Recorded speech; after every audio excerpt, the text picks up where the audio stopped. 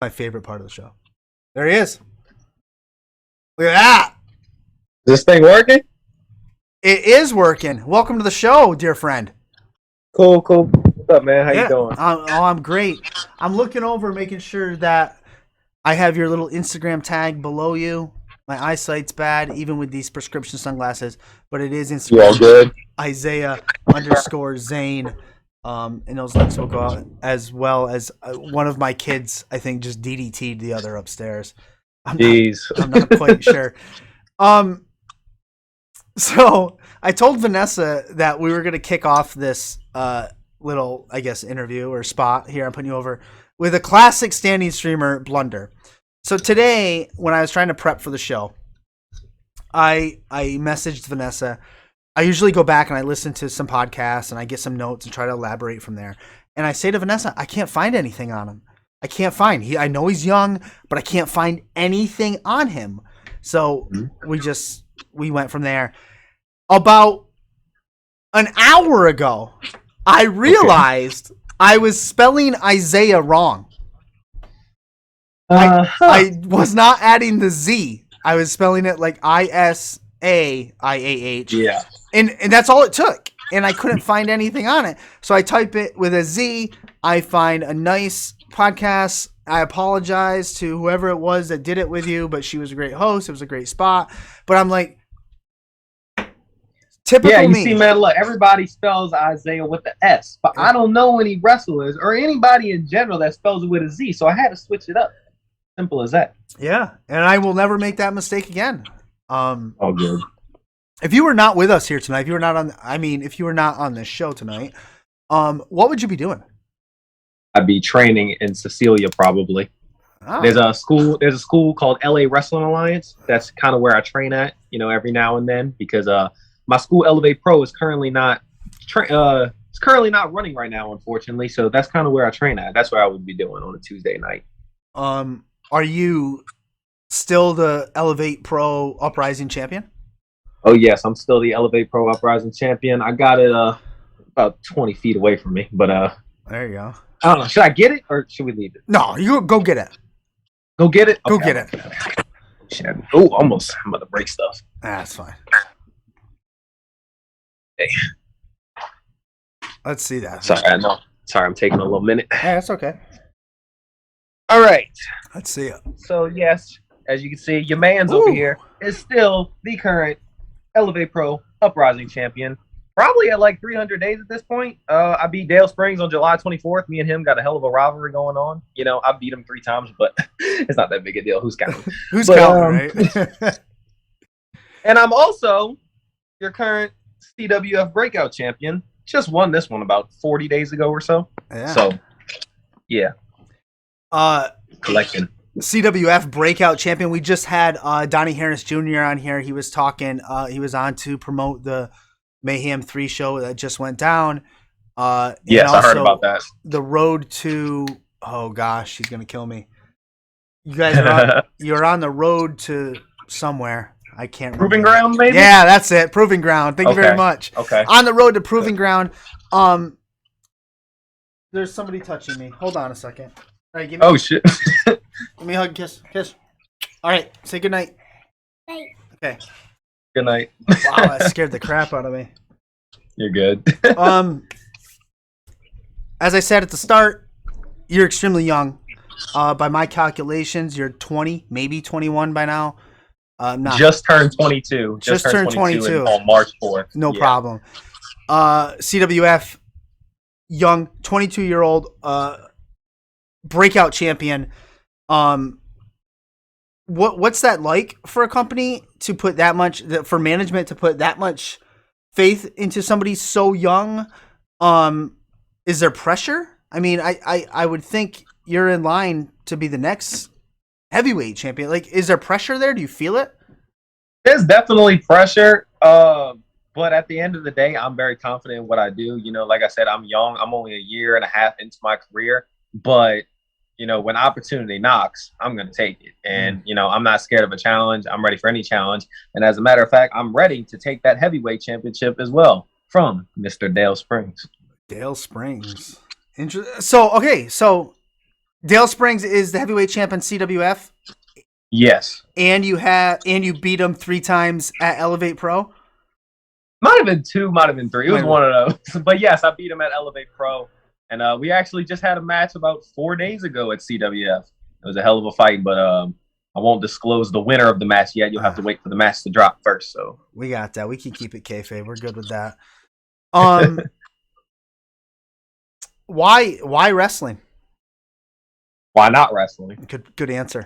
Good answer. Exactly. I think it's just the perfect fit for someone like your man's Izaiah Zane over here. I mean, I think wrestling needs something new. They need somebody new. They need somebody different. And I believe, I'm that person to do it. I'd say I'm pretty unique in the ring. I say my character, myself, is pretty unique. And I just think wrestling has always been for me since I realized what I wanted to do at 13 years old. And I'm ready to take over the world, and I'm ready to be signed to a major promotion. 13 years old. What's that? I'm not good at math.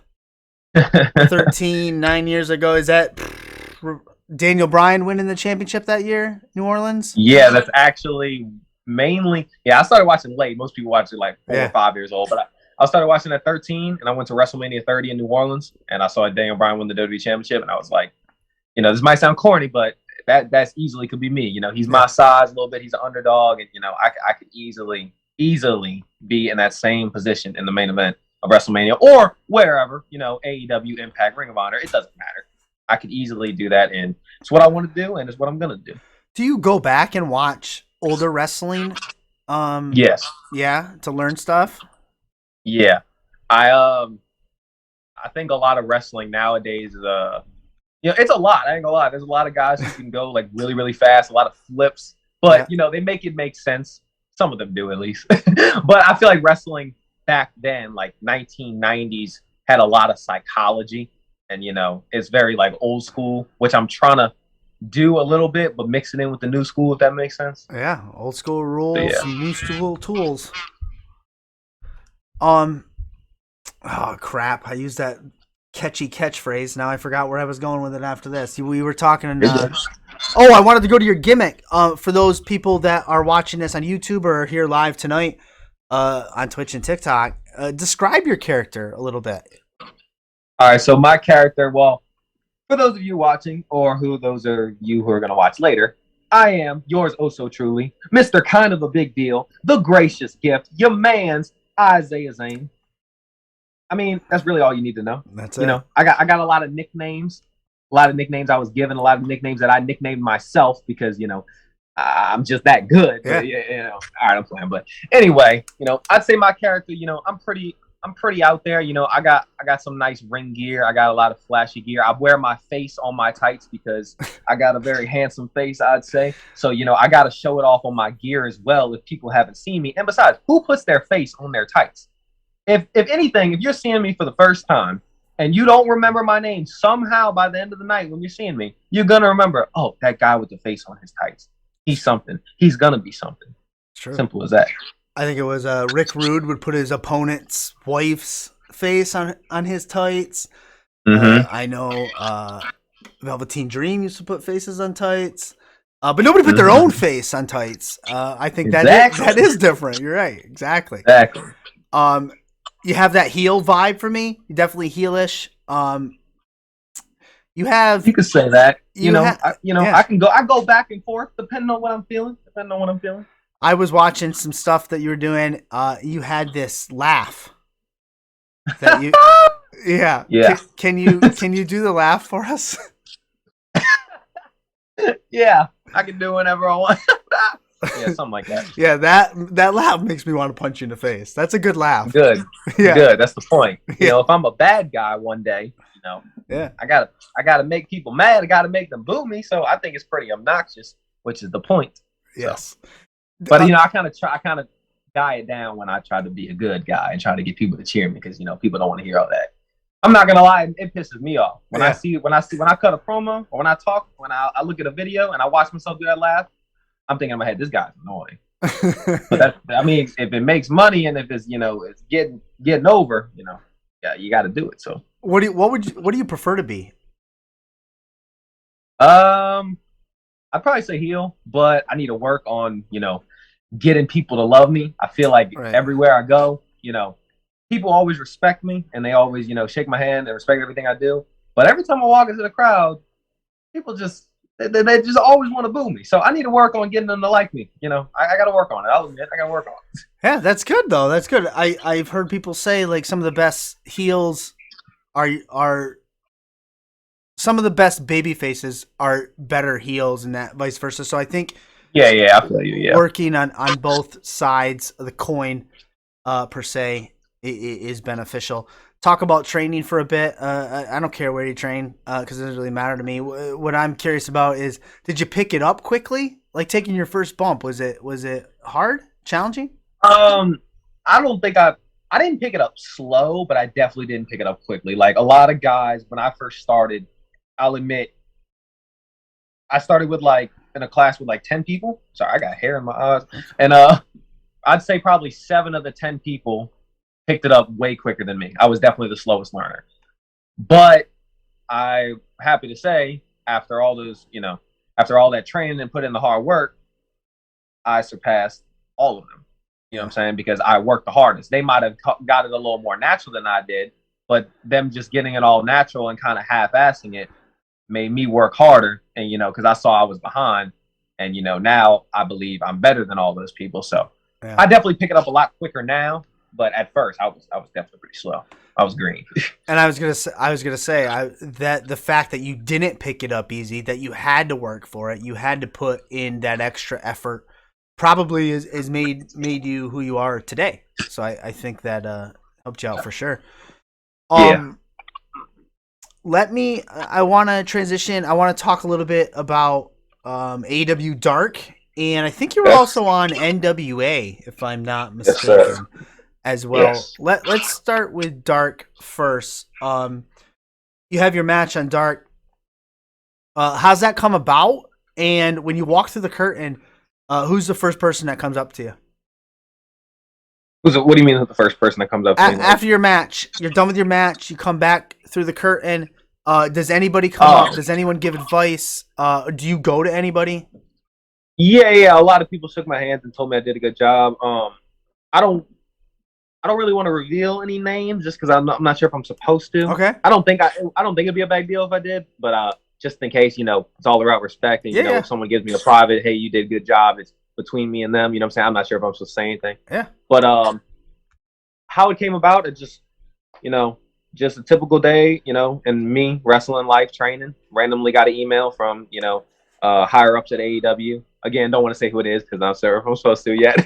But just got an email being like, hey, we would like to use you for AEW Dark tapings. And they sent me the email about a month in advance, I think. And they were like, just let us know if you can make the date. And of course, I'm going to, take that opportunity because it's something I've been wanting for a while. Took the opportunity, went there, had an 8-man tag with my brothers, the Russell Twins, and Dale Springs. And we went against Dark Order. And, it was a quick little match. Yeah. We got kind of beat up, but I think I did pretty good. It was the first time I was in front of an audience that big, and from what I was told, we did really, really well. So I'm definitely looking forward to being back soon. Nice. And I know you have ties with NWA, and I'm gonna say ties because Elijah Burke, big influence on you where you are today. Did he help you? I don't know about your NWO spot or NWO. You'd make a good NWO member, by the way, if they brought that back. I don't know about your NWA spot. So what was that for? What'd you do? Power USA? What'd you say? Where'd you wrestle in NWA? What'd you do?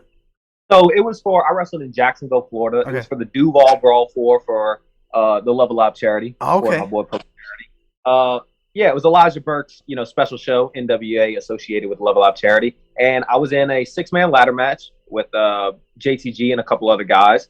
And, yeah, simple as that. I'm not sure I don't know if it's on YouTube or if it's on Fight. I don't know what it actually aired on. Yeah. But it's out there somewhere. But, yeah, I had a 6-man ladder match against JTG and a couple other guys. And, once again, I was told I did really, really well. And I think the match flowed really good. It was an honor to work with JTG because he's one of the guys I looked up to, and having a match with him was it's crazy. Got to get a few moves in on him. Hoping to mix it up with him 1-on-1 soon. So Nice. Tell us a little bit about your relationship with Elijah Burke, the Pope. yeah, the Pope. So I met Pope. So I was at an old my original school in Louisiana, and Pope randomly just found me on social media one day. I think he found me cutting a promo maybe, and he just like commented on it, and I like texted him back being like or commented back like on Instagram or something, being like, "Hey man, thanks for the advice, appreciate you." And I think I just randomly started sending him like matches of mine, asking for critiques. And eventually, he just kept giving me critiques. We would start video chatting. He would start giving me more advice, telling me what to do in the wrestling business and what not to do. And then I found out, he has a charity event. He kind of has a wrestling company. And I wanted to learn from him because who wouldn't want to learn from Pope? That dude's psychology is, I would say, better than anybody in the world. He's like on point with everything. Pope's one of the best wrestlers I've ever seen. So started going to Jacksonville to start training with him at Fighting Evolution Wrestling. And since then, a relationship just escalated from there. And he's been a great mentor. And yeah, this is crazy as simple as that, I guess. So I'm big into charity stuff. Here this whole month we're raising money for St. Jude. Love Alive charity that you just mentioned with the Pope. What is it? Who's it support? What's it behind? What's it stand behind? So the Level Up charity is owned by the Pope Elijah Burke, and it's basically giving food to the homeless, special needs, and Nice. people who are disadvantaged and stuff like that. So what we do is you can actually donate at love-alive.org. I think that's it, lovealive.org, something like that. I'm botching it, but anyway, we'll get it later in that. We'll get it later in the night. Yeah, we'll post it out. But anyway, you can support. It sounds corny, but little as $1 really helps out. And I was a part of my third one. They've had like 10 of them, I think, so far. Nice. And I was part of my third one about 4 months ago, and we just gave like 500 people in the street, homeless people, like food and clothes and stuff like that. And and after the event is all over, we invite them to a wrestling show, and we just perform it for them. So nice. Yeah, it's a pretty good charity. A lot of people don't know about it yet because it's still on the come up. It's been around for a while, but it hasn't really got that traction it's deserved, I would say. So we just need to keep getting people to promote it, and eventually it'll become like one of those charities people talk about. Spectacular. That is a great charity. We'll have to spread the word on that, Vanessa, for sure. We have a question in the chat from Marie Shadows. She would like to know what kind of gimmick match do you want to have that you have not been in yet? I don't know if I want. Well, I mean, I definitely want. Okay, this is gonna be a bad answer. there are no bad answers. Yeah. There's no specific gimmick match I really want. I really just want to do everything. I had a ladder match. I want to do, steel cage, Extreme Rules, no DQ. I want to start doing more tag team matches because I don't get to do that often. Obviously, I'm a singles wrestler. That's my go-to. But I want to do some more tag team matches.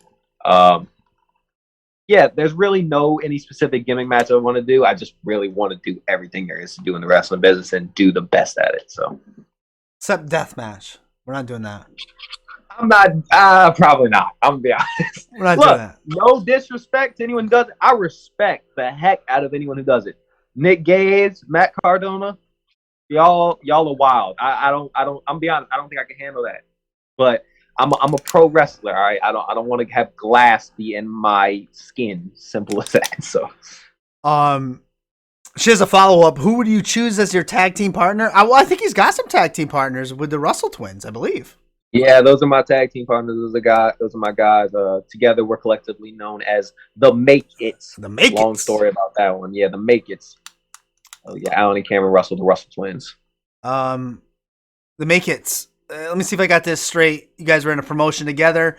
You were told you will not make it anywhere else but this promotion. Yep. So you took that gimmick and you're running with it. Yep. Literally just started and constantly told. I'm sure, people have heard this a billion times. Oh, you're never going to make it, but it was really that serious. Like these people would legitimately hold us down, even though I know we were doing better than every single person in our class, constantly elevating ourselves, being better, pushing ourselves to past many limits, and they were like, "Ah, you guys aren't ready. You guys aren't ready." Eventually, got fed up with it, left, debuted, and since then, I've worked for like 35 different Right. promotions, 12 different states in my first year and a half in wrestling, and I think things are going pretty well. I'd have to agree with that, and I just think that's a shitty way to run a promotion. I don't know. I don't know the promotion. I think you might have mentioned it on a last podcast. I don't know it. We don't need to bring it up, but I'm not gonna name drop it. Just because I don't like to speak bad about anybody. Honestly, I have nothing bad to say about the promotion. There's many guys there that I do respect and that I do like. So there's nothing bad on their parts. It's just I don't think it was the school for me or my friends, the Russell twins. It just wasn't the place for us. I would just say that. But anyone who wants to go to that school, go do you. They do teach you the basics and teach you the right way to do it. It just wasn't for me. Another question in the chat. What is your favorite wrestling venue that you have wrestled at? Favorite venue? Okay, this is gonna sound cheesy. I guess it would have to be. This is only happening. I guess it would have to be the AEW show. Okay. But besides that, because obviously it's AEW, it's in front of the biggest crowd I've ever been in, like 10,000 people, and it was in my hometown in New Orleans. Oh. Okay. But I would say besides that,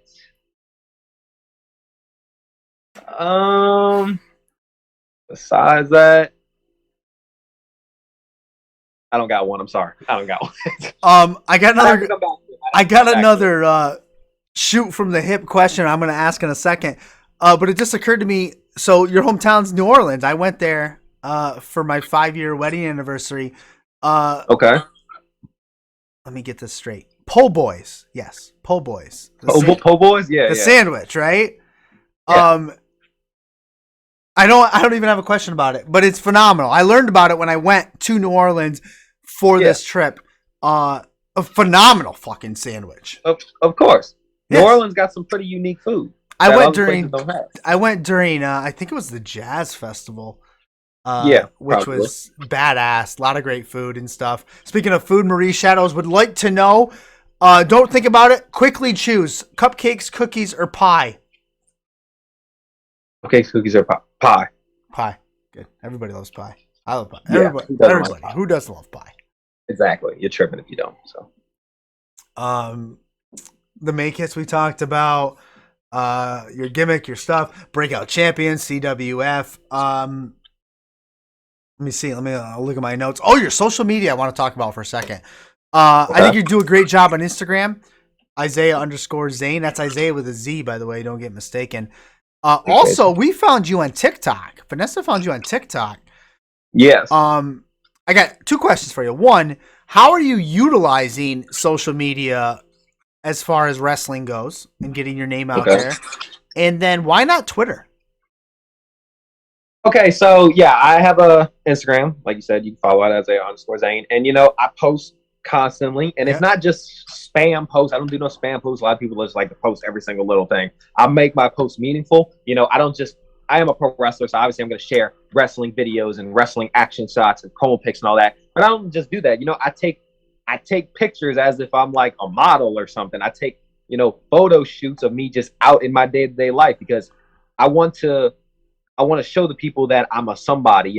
Obviously I'm a pro wrestler, but outside of that, I could do, many more aspects of other things. A lot of wrestlers just post wrestling. I'm not going to lie. It gets, if you just look at one thing on someone's Instagram, it's like, oh, I've seen this before. Yeah. But if you look at mine, you see me taking all these different pictures outside and doing all these different things and blogging on YouTube and stuff like that. It makes me different. And then, of course, TikTok.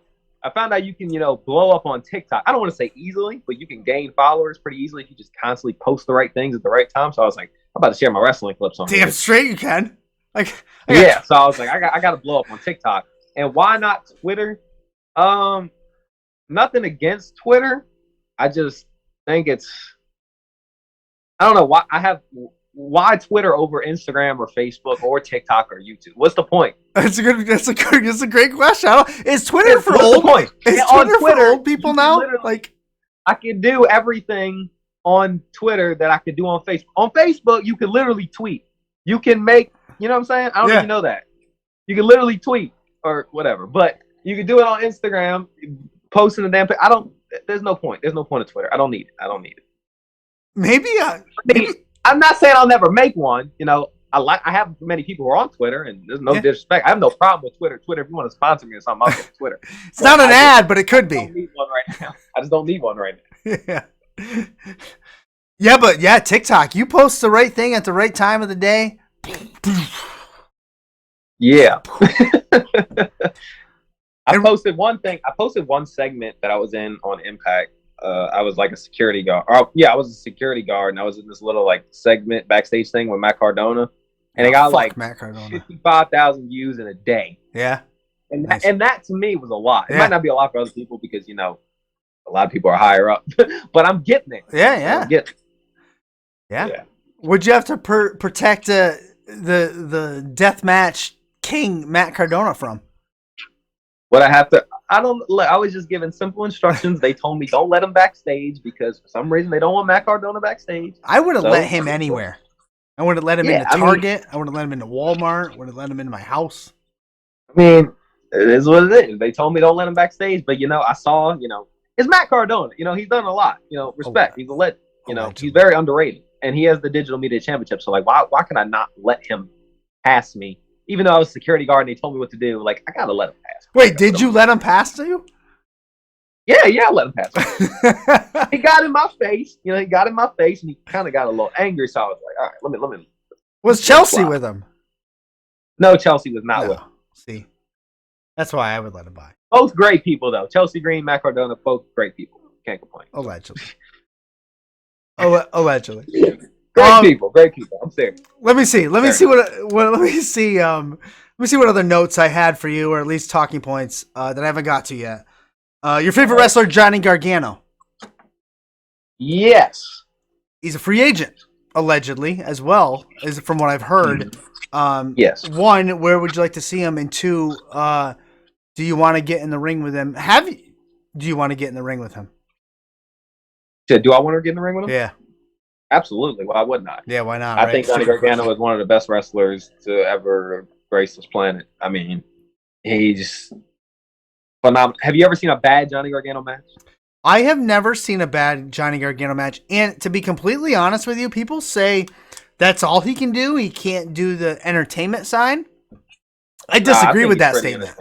I disagree. I think he's pretty entertaining. I mean, everything he's ever been given from his days in Evolve or on the indie scene, or of course NXT, he's always done it and just done it perfectly. Where would I like to see him? Shoot, anywhere. I mean, come to my promotion. I'll have a match with him gladly. Of course, as a fan, I want to see him on the big stage. But as a wrestler, I want to see him wherever, on the big stage, a small stage. It don't matter. I want to have a match with him, and I want to have a banger. So, yeah, for sure. Let me see if I left anything out here. You talked about how handsome you were in your modeling pictures on Instagram. I know. I wouldn't actually call it. Take it back. I wouldn't actually say it's modeling. It's just I think you said modeling. I guess it is. You have a handsome face. I think you should go with it. Yeah, I'll do whatever. Whether it's YouTube, wrestling, movies. I want to be an actor. And what a great transition. We're almost on the same page. I was going to your YouTube. You do have a YouTube. We posted it here tonight.